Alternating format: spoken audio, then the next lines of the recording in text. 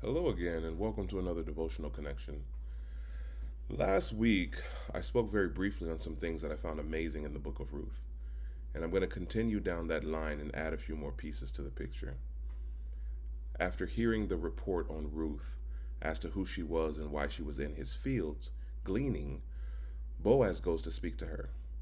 And I find his words in Ruth chapter 2, verses 8 through 9 amazing, and here is why.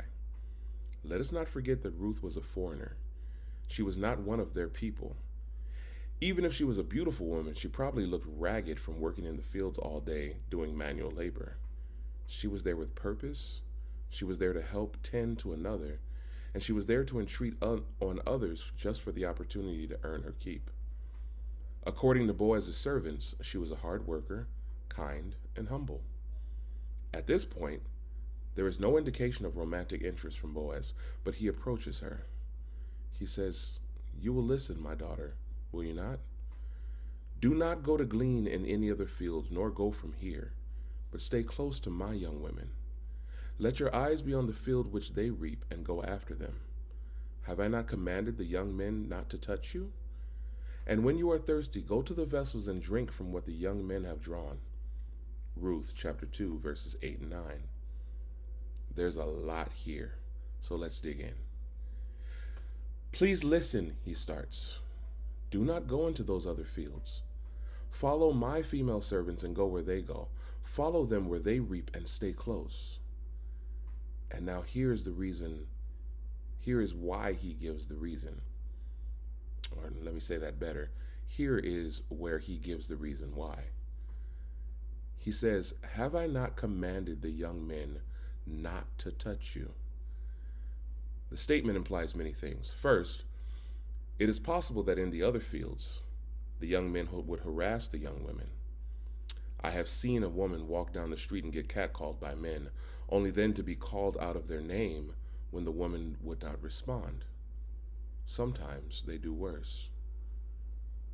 It is possible that this was the case in the other fields. It also seems that Boaz either instructed his male servants on the spot, or this was a standing instruction on his lands that the young men do not act that way here. Furthermore, the young men respected him enough to listen to him and do as he commanded. Was it because he was so generous? You see how he's treating this foreign woman.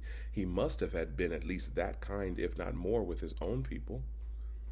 Maybe it was because everyone there at some point had known someone who had been touched by the kindness of Boaz.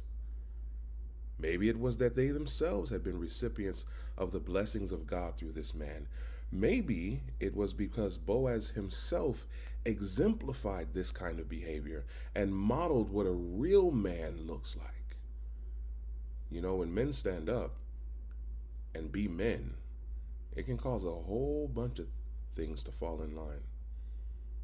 Maybe it was because Boaz didn't tolerate that kind of behavior around him, and he would fire you if he heard about it. Maybe it was none of the above. Maybe it was all of the above. Whatever it was, Boaz promised that she would be safe in his fields. We find it pretty easy to be kind to others when we can see a potential payoff from the investment of our kindness. Yet true kindness is shown when we extend ourselves to others who, as far as we can see, have nothing to give us. Ruth had nothing to offer Boaz, and he asked for nothing in return. He just extended himself for someone who needed it because that is who he was. There are many lessons here, but I'll share this one today. Boaz's kindness reminds us of who we should be, what our homes should be, what our churches should be. Are we the kind of people, and are our homes and churches the kinds of places that people can take refuge in? Is it our character and culture to extend kindness to those foreign to us and those in our kingdoms alike because that is who we are? Do people know us for our kindness or just for our customs? Take stock of yourself today, your home, your character, your culture, and make sure that in all things Jesus shines through without any filtering, without any tampering, and without any premeditated focused lens. Just let His light shine through in every moment of every day. The rest will take care of itself. Talk to you again soon.